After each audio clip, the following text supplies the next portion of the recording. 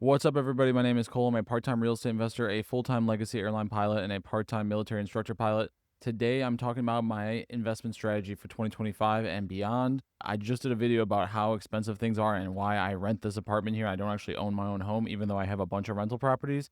So today, I'm going to talk about what am I buying in a market like this, where I don't even own my own home. How am I finding deals to buy, and what am I actually looking at? I'm going to get right to it. If you look at my market, Milwaukee, there's a lot of places that I would never touch because it's just too nice. There's a balance of like good quality, good school districts, all these things that make up the value of a property. And if it's too far on the high end, then it doesn't make sense as a rental. It's the same reason that you don't see people renting out too many houses in Beverly Hills and things like this. A lot of these are owned by individuals because trying to rent them out, the economics just doesn't really work out when you add in the taxes and the cost of the property itself. It just doesn't make sense. And so, in the same vein, in a small market like Milwaukee, you can look at the very high end, best properties, best houses, and then you can juxtapose those with some of the worst properties in the city. And there's a happy middle ground. So, there's a lot of things that make up what that would look like. But to me, I'm looking at places that are still decent enough areas that I'm not going to have to deal with too much craziness, but I'm also getting the benefit of cheaper purchase prices. And the reason I'm going that direction is because right now there's a lot of houses in Milwaukee that are in the $100,000 range, plus or minus, let's say $20,000.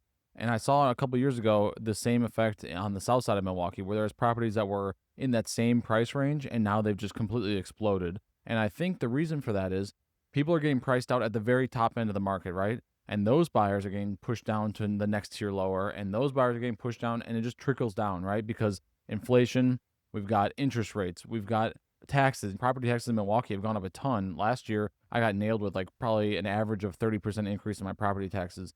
So when you add in all these layers just for the residential buyers, it pushes people down to the next tier. And I think that eventually that makes its way all the way to the middle of the market, or maybe the lower middle of the market, and will eventually rise those prices because the properties may still be the same as far as their condition and build quality. It just is a difference of where they're located at and historically what has the prices been in that area. So when I'm looking at that, I'm seeing properties that are pretty decent in the $100,000 range, and I'm thinking to myself, how long could these possibly stay at $100,000 compared to whatever everything else in the market has gone up? In some of these cases in Milwaukee, I think we've had a year-over-year increase in the 17% range just in 1 year. And if you look a couple of years back, it's gone up a ton. And some of these locations have had a huge lag where they haven't really had a lot of growth. They've maybe gone up maybe 5-10% in the last like decade, but they really haven't exploded in value. And I think that eventually buyers are going to end up looking for those properties because they simply just can't afford to buy anywhere else. And that's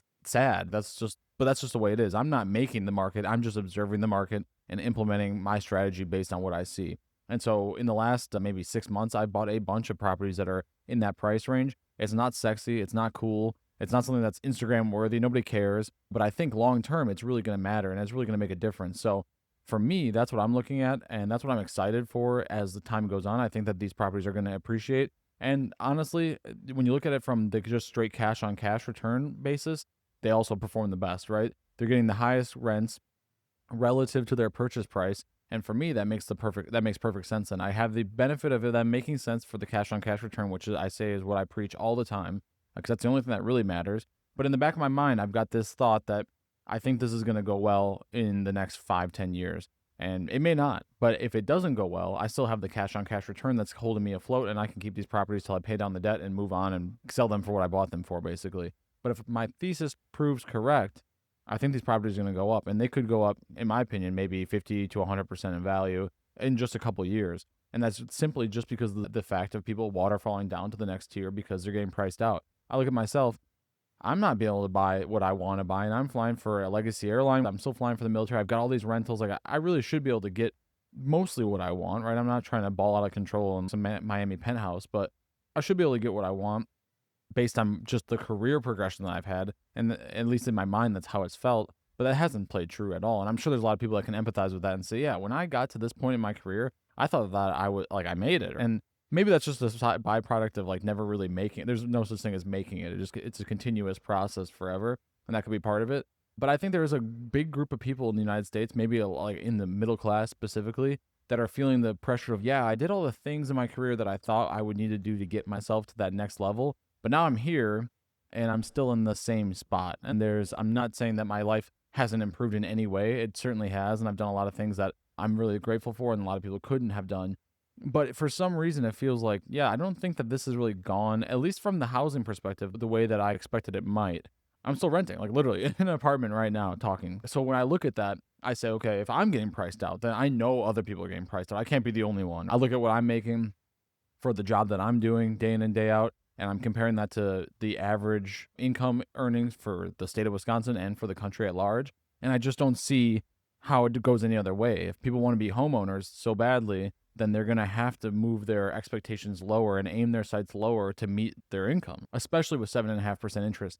And if this continues to go up, you have the tariff wars that are affecting bond yields, and those bond yields are affecting interest rates at the long term. I look at that and I say, okay, if that's what's going on, if the trend is that these could continue to go up and maybe have the opposite effect of what people were hoping for these next couple of years, then this is really going to play out because they're going to have no other choice. You're not going to qualify for anything else, which is saying a lot because in the United States, you could be basically just alive and qualify for basically whatever you want. That's a whole nother topic by itself, but that's my investing strategy. One of the first videos I was talking about a deal that I just bought. One was a $68,000 single family house, 700 square feet. And the other one was a duplex that was $112,000. Like, not sexy at all. Not some big 150 unit multifamily building or anything. Like, this is boring stuff that would put most people to sleep and maybe has put you to sleep too. But this is what I think it takes right now.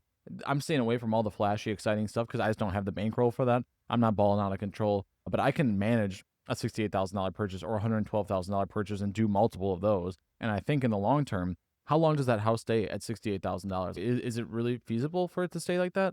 That's pretty cheap. You couldn't rebuild that house for 68 grand these days. You can barely build a garage for 68 grand these days. So when I'm looking at this stuff, I'm just like, okay, how long does this stay where it's at? And I don't think it's going to be very long. So I'm doubling down on that thesis. I could be wrong, but like I said, worst case scenario, if I'm wrong, I'm still cash flowing. I'm still paying down debt. I'm still getting the equity and the appreciation at large. So I don't really care that much, but that's just that's just kind of working in the background. Not to get too long-winded on this video. That's just something that I've been thinking about and strategizing and pondering about for the future. Let me know in your market what you're seeing. Like, this is just me speaking from Milwaukee, my market, what I know pretty well.